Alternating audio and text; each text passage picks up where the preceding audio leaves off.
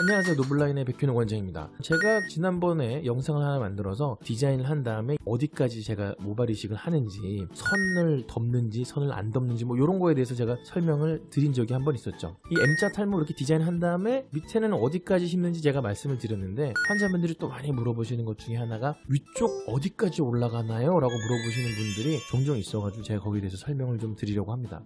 우선 여기에 대해서 제가 설명을 하고 여러분들이 이해를 하시려면요, 몇 가지 꼭 알고 계셔야 되는 게 있습니다. 첫 번째로 이 모발이 원래 있는 데다가 사이사이에다 심을 때는 상당히 조심해야 된다는 거예요. 왜냐하면 머리카락들이 쭉 나 있는데 그 사이에 심으면 다 날 것 같지만 생각보다 이 머리카락 뿌리가 조금 넓게 이렇게 포진하고 있고, 그 다음에 이 머리카락이 자라는데 필요한 최소한의 공간도 필요하고 뭐 이러기 때문에 그냥 무조건 심는다고 그게 다 사는 게 아니에요. 잘못하면은 기존에 있는 모발들을 손상시킬 수도 있고, 아니면 심은 모낭이 살지 못하고 죽어버리는, 모낭을 낭비하는 이런 상황도 만들 수가 있거든요. 그래서 이 머리카락 사이사이에다 심을 때는 상당히 주의해서 심어야 하고, 그 다음에 무리해서 심으면 절대 안 된다라는 점, 요거를 항상 기억하고 계셔야 돼요. 그렇다고 해서 머리카락이 있는 곳은 다 안 심어버리면요, 이쪽 제가 보여드리면요, 이렇게 보면은 M자 부위인데 머리카락은 있는데 밀도가 좀 떨어져 보이는 부위들 있잖아요. 그런 부위를 안 심어버리면은 또 그 부위가 비어 보일 수도 있습니다. 비어 보일 수가 있기 때문에 수술 후에 1년 뒤에 와서 봤는데 앞에 심은 데는 밀도가 좋고 그 뒤쪽도 밀도가 좋은데 중간에 빈 공간이 보이는 거죠. 그래서 기존의 모발엔 데미지를 적게 주면서 최대한 빈 공간은 안 보이게 만들 수 있는 그런 노하우가 좀 필요한 거죠.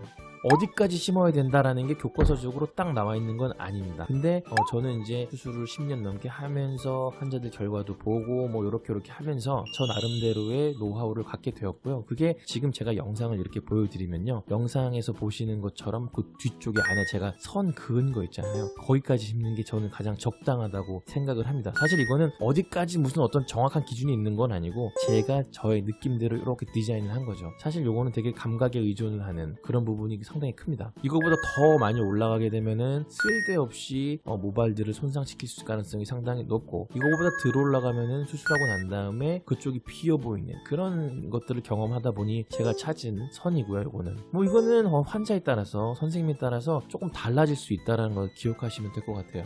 어떤 선생님들은 나중에 탈모가 진행될 것을 예측을 해가지고 더 위에까지 심어야 된다라고 말씀하시는 분들도 있는데, 뭐 그분들 말씀이 틀린 건 아닙니다. 하지만 저는 무리하게 멀쩡한 부위에다가 모발을 심는 것보다는 뒤쪽 모발을 최대한 아끼기 위해서는 차라리 나중에 좀 빠진 다음에 조금 더 심는 게, 그게 더 모낭을 더 아끼는 길이 아닌가, 저는 이렇게 생각을 하고요. 그리고 또 어떤 분들은 조금 더 중간에 빈 공간이 좀 있더라도 조금 더 덜 올라가는 게 좋다라고 생각하시는 분들도 있습니다. 환자나 선생님들이 생각하시는 게 좀 다른 경우 그렇게 할 수도 있겠죠.